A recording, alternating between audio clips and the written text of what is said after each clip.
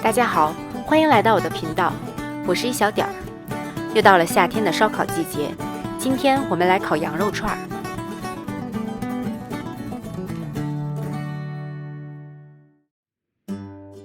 首先，我们先来腌制羊肉，准备洋葱半个，去皮之后切成小块，放入大碗中备用。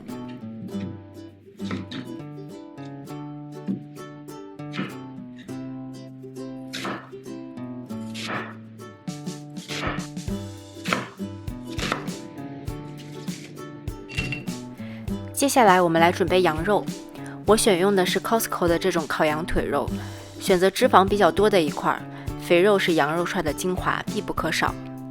把外包装去掉之后，改刀成2厘米见方的小块，放到和洋葱一起的大碗中。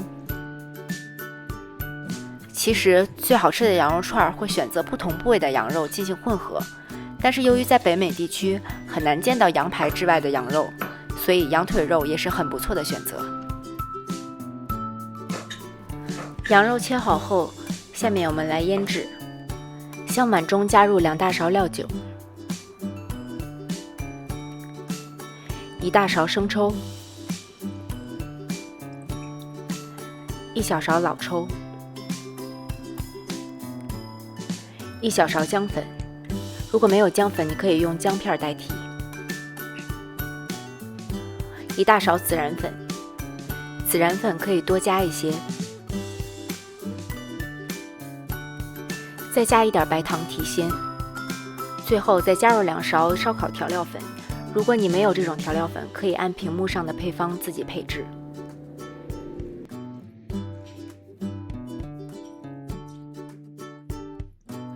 最后再加入1大勺食用油，你可以用橄榄油或者是色拉油。加入油可以使羊肉在烤制的过程中不会变得很干。拌匀之后，盖上保鲜膜，放到冰箱里腌制2个小时以上，如果隔夜腌制会更加入味儿。如果你选用竹签或者是木签子的话，可以提前将签子泡在盐水中，签子吸收了水分，不容易在烤的时候烧着。把腌好的羊肉依次穿在竹签上，穿的时候注意不要扎到手，尽量保证每一串上都有至少1块肥肉，这样烤出来的羊肉串吃着才香。你可以邀请你的朋友一块帮你穿羊肉串，大家齐心协力，效率会高很多。根据你签子的长短，大概穿5到6块就可以了，不要把羊肉穿得太密，这样烤的时候中间烤不透。烤制的时候使用中火，根据你使用的烤炉进行调节。火太大，羊肉稍不注意就会容易烧焦；如果火太小的话，肉质会在长时间的烤制之下变得发干。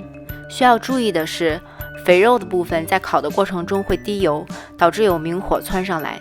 这个时候可以把烤架拿开，让油烧尽，把火调小，再继续烘烤。烤制的过程中尽量不要频繁的翻面，让一面上色之后再烤另一面。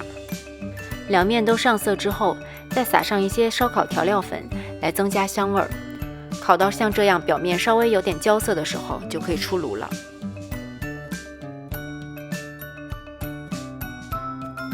谢谢大家的收看，如果你喜欢我的视频，请不要忘了给我点赞并订阅我的频道，也欢迎在评论区留言交流。我是一小点儿，我们下期再见。